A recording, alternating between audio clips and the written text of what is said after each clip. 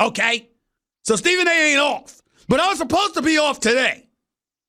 And whether it was Will Kane, Dan Grassa, or anybody else, I had to sit up there and say, excuse me, y'all, pump the brakes. I'll see y'all can come on Tuesday. This is the first show since Kawhi Leonard pulled off a heist of epic proportions. This is the first day that I'm on the air since Kawhi Leonard has officially become the Don. It is the first day that I've been on the air since Kawhi Leonard said, the king who? You understand? The kingmaker, who that? Do y'all know what I'm about to pull off? Kawhi Leonard, and nobody saw this coming, yours truly as well. We didn't see this coming. Now, I have repeatedly stated, he ain't going back to Toronto. The Lakers are in play. But the Los Angeles Clippers had repeatedly told me in the days leading up to what ultimately transpired, there is no way in hell we're losing out on Kawhi Leonard with the Los Angeles Lakers. He will go back to Toronto or he will come to us, meaning the Clippers. He will not go to the Lakers. And I'll give you the backdrop of that story in just a second. Here's the reality. Kawhi Leonard, standing here today as a reigning champion, a reigning NBA Finals MVP. He is a two-time champion and a two-time NBA Finals MVP. This man told the Clippers, I want Paul George. You want me here to compete with LeBron James and Anthony Davis playing in the same arena? I need help. And I need you to go and to get Paul George from Oklahoma City. Don't worry about whether or not Paul George wants to come, because I already spoke to that brother. And that brother is already telling the Oklahoma City Thunder he wants out and he is willing to come to the Clippers. Y'all got to get it done. And Steve Ballmer, the richest owner in sports, actually. Steve Ballmer, president of basketball operations, Lawrence Frank.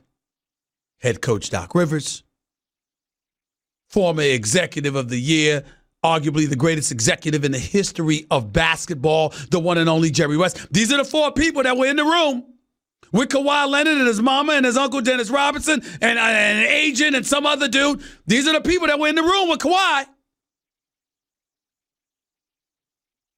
What do?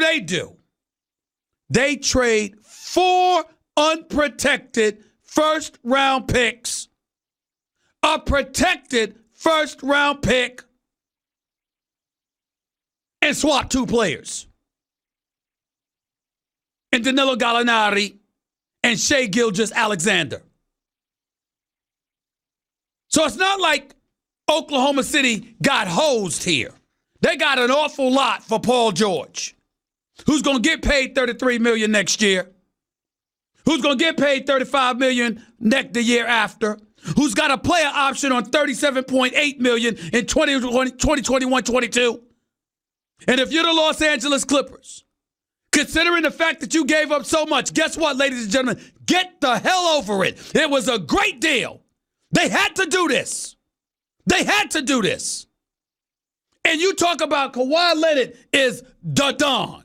He is the man. I want to hear the quiet storm and all. Let me tell you something. He is a damn quiet storm. The things this dude did behind the scenes. I mean, ladies and gentlemen, do you understand what has transpired here? This is a deal of epic proportions. You are the Los Angeles Clippers. You have clearly established yourself as a first-class organization. You got an elite owner and elite executive as his right-hand man. You got Lawrence Frank, who was a former coach and assistant coach in this game, who knows basketball, who works tirelessly. He's a hard worker. His assistant Ringer working under him. Great guy as well. And Doc Rivers is a Hall of Fame coach. People want to come play for Doc Rivers. Kawhi Leonard wanted to come play for Doc Rivers. Whether he's willing to admit that and tell y'all that publicly or not is his business. But I'm here to tell you that's what happened. And when you look at the Los Angeles Clippers, none of that would have amounted to a hill of beans if they had lost out on Kawhi. And Kawhi played put forth the ultimate maneuver. Kawhi Leonard sat up there, and we don't know whether he was bluffing or not, but it damn sure didn't appear as if he was bluffing. Kawhi Leonard sat up there and said, hell, I can't come to L.A. and play in the same city, in the same arena as the Lakers, competing against LeBron James and Anthony Davis and not have help. If y'all don't give me any help, there's nothing I can do.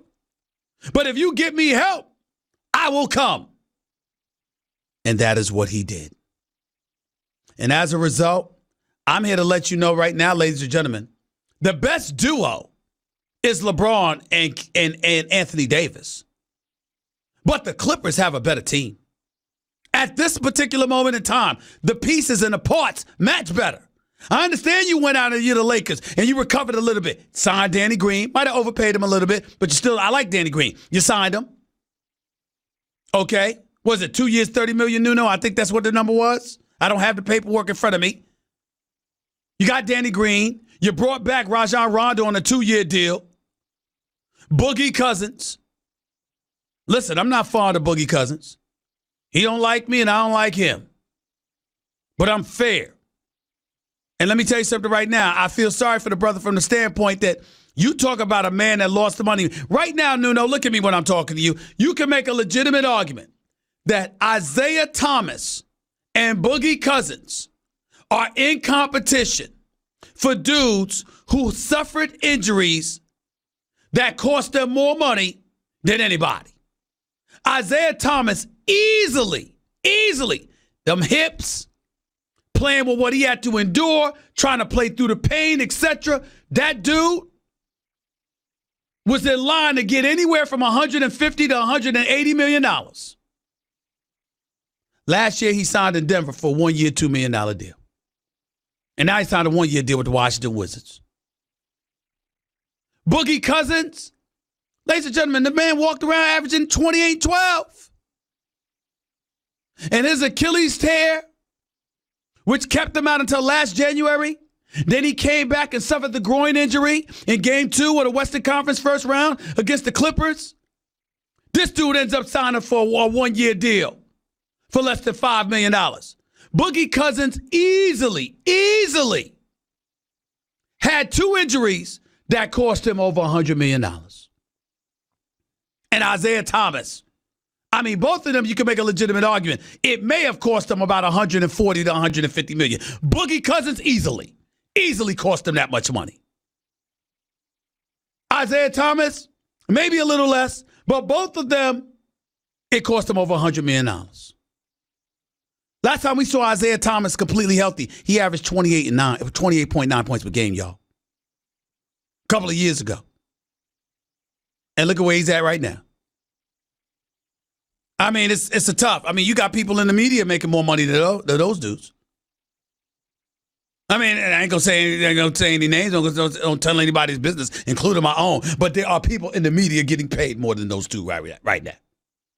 That's how bad it is for them. No matter which way you slice it. But the Clippers are a better team. The parts match better. Ladies and gentlemen, what offense do you know is going to want to go up against the Clippers this year? Paul George and Kawhi Leonard are not only superstars in the game, but they're two-way players who are superstars. They're elite on both ends of the court, offense and defense. Is there a better defensive point guard in NBA basketball than Patrick Beverley? Who is he? I want to know who he is, because I don't know if there is. Montrezl Harrell, you kept him.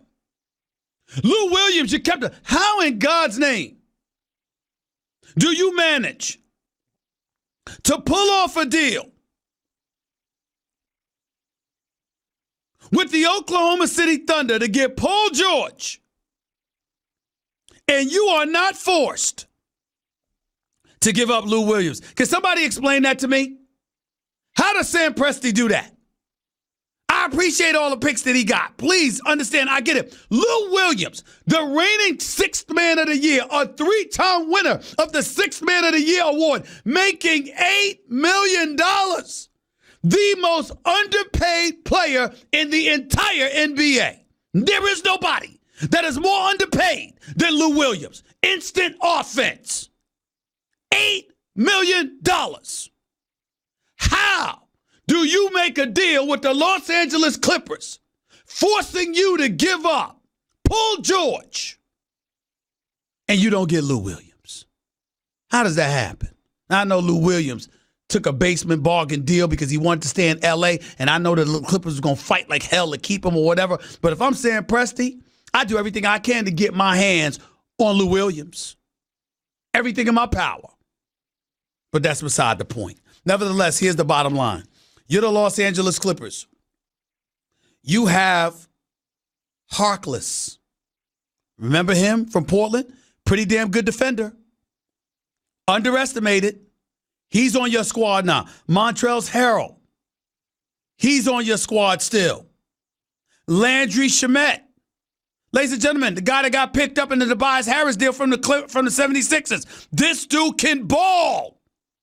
Do you have any idea what the Clippers have available to them? Kawhi can shoot. Paul George can shoot. Landry Shamet can shoot. Lou Williams can shoot. Patrick Beverly can defend. Harrell can defend. And he's a monster in the paint. Just physical to beat you up. Clippers have a hell of a team. A legitimate argument could be made. They should be the favorites out west. Now, obviously, again, LeBron and Anthony Davis are a better duo. There is no denying that. But let's be clear. A duo don't make a great team. You brought Rondo back. You got Rondo and Boogie Cousins in the same locker room with Frank Vogel as your coach. Frank Vogel ain't no Doc Rivers. And for those of you that want to sit up there and say, well, you know what, Jason Kidd is really the coach behind the scenes, I got news for you. I love Jason Kidd. I believe he'll be officially the head coach of the Los Angeles Lakers within 2 years. Guess what? He ain't Doc Rivers either. I mean, you look at the Clippers. I mean, come on. What are we saying here? It is time. It is time to recognize the fact that this ain't Donald Sterling's Clippers anymore.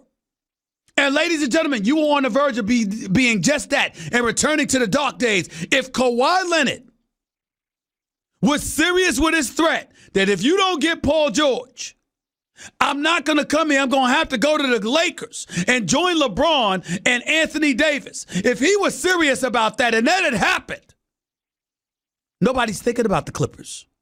They would have become an afterthought in L.A. yet again.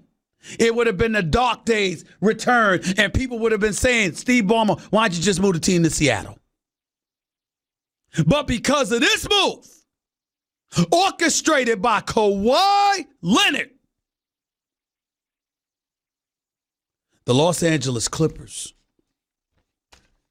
are every bit of a player in the championship equation as the Los Angeles Lakers. This is something special, y'all. 888-SAY-ESPN. It's 888-729-3776. You're listening live to the Stephen A. Smith